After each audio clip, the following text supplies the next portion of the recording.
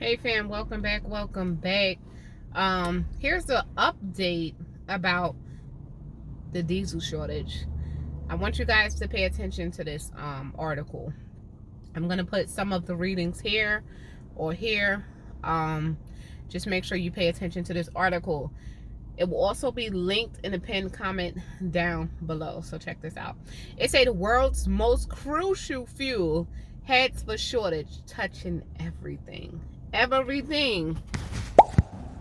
So it goes on to say, no more fuel is more essential to the global economy than diesel.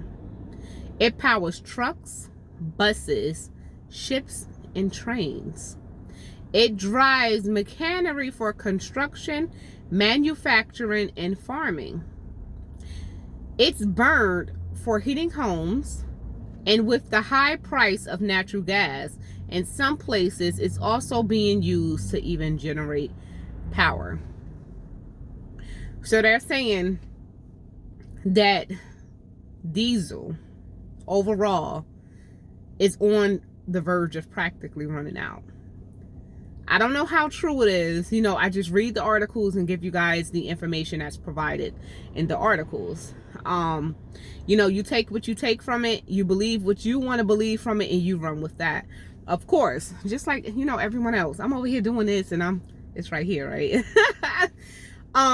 What I take from this whole diesel shortage, especially like from a place like where I'm at, where I live, which is in a city, you guys, I think that the city first will have it bad, because the moment that we start to lose, our source of transportation, because we do have a lot of buses, a lot of people do get on the trains and, and things like that. That will be more people that can't even make it to work. Firstly, prices drive up in food. People can't even get to the grocery store to even get food, regardless if the prices are up or not. And then they go on to talk about how it's the natural gas as well. The price of natural gas is skyrocketing. I think people who live in the city would really feel it, And some people don't realize how important diesel is. People hear diesel and they're like, oh, they ain't got nothing to, do with me. I use regular gas. You got to stop being childish and think about, the things that diesel actually run off of. What things run off of diesel? Y'all know what I'm saying, right? So it says, within the next few months, almost every region on the planet will face the danger of a diesel shortage at a time when supply crunches in nearly all the world's energy markets have worsened inflation and stifled growth. All right, so then it goes on to say the toll could be enormous, feeding through into everything from the price of a Thanksgiving turkey to consumer bills for heating homes this winter. In the U.S. alone, the surge in diesel costs will mean $100 billion hit to the economy, according to Mark Finley, an energy fellow at Rice University's Baker Institute of Public Policy. So it's a quote here. I'm going to put it here. Anything and everything that gets moved in our economy, diesel is there. Moving stuff around is one thing. People potentially freezing to death is another thing. So this is the part when people probably would start panicking when I read this section here. It says, because y'all remember this whole 25 days left of diesel, but that's what was left in a refinery. Obviously, they got more diesel and prices are still high, but it was more diesel left, right? So this part here, it says, in the U.S., stockpiles of diesel and heating oil are at their lowest point ever for this time of the year.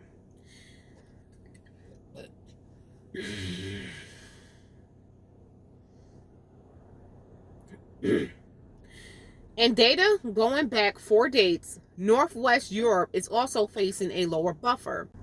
So it says inventories are forecast to hit a low this month and then tumble even more by March, shortly after sanctions come into play that will cut the region off from Russian seaborne supplies. Global export markets have gotten so tight that poorer countries like Pakistan are getting shut out.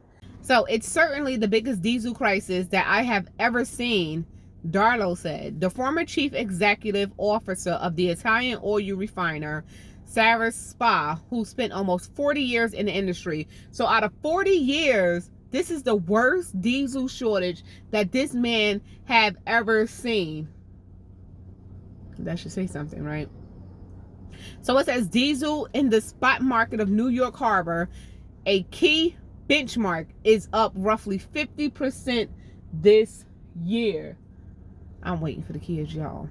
The price reached $4.90 a gallon in early November, about double year ago levels. So it's double the price that it was about a year ago. I know regular gas for me about a year ago was like $2 and change. So we're up to about $4. We're close to $4 at most gas stations. I'll be hyped when I see a gas station and the gas is only like $3.65. Man, I rushing in. I'll be like, not even a half a tank, maybe, you know, a little above a half a tank. And I'm like, let me get this gas right now. Shoot, $3.65. Okay. Let's see what else. It says, what is causing? Did I take it forever to come out? Okay. So it says, what's causing the shortage? Let's see. It says there are major constraints globally on refining capacity. Supplies of crude oil are already fairly tight, but the bottleneck is much more acute when it comes to turning that raw commodity into fuel like diesel and gasoline. That's partly a function of the pandemic. After lockdowns destroyed demand and forced refiners to close some of their least profitable plants. But the looming transition away from fossil fuels has also dented investments in the sector. Since 2020, U.S. refining capacity has shrunk by more than 1 million barrels per day. Meanwhile, in Europe, shipping disruptions and worker strikes have also eaten into refinery production. Things could get more dramatic with the European Union looming pivot away from Russian supply. Europe relies more heavily on diesel than any other region in the world. Roughly 500 million barrels a year get delivered by ship, with around half of that typically loaded at Russia's port. According to data from Vortexa Ltd., the U.S. also has halted imports from Russia, which was a bigger supplier to the East Coast last winter. U.S., you know, they don't want to start no drilling. They really don't. It say also churning in the background is a market structure known as backwardation, when premiums are higher for suppliers with prompt deliveries than for long-term ones. Not only has that spread been unusually large, but the backwardation has lasted unusually long. This backwarded market. So places like Germany already seeing the tightness as far as the diesel supply. They curb their deliveries as well. Australia also is suffering the diesel supply shortage as well. So also says if Russia is not a supplier anymore, that puts a big dent into the system, which is going to be really difficult to fix, if it can be fixed at all. The global fuel squeeze has made it more profitable for exporters like China and India to send cargoes to countries in Europe that can pay big premiums. It's about that moolah. Overall, fuel exports from China are expected to rise by 500,000 barrels a day to near 1.2 million barrels by year end. It remains to be seen whether that will be enough to plug the global supply gap. And meanwhile, poorer countries that can't afford skyrocketing prices are suffering, would be suffering, and would remain to stay suffering. Yes. The diesel crunch has been damaging to the global economy.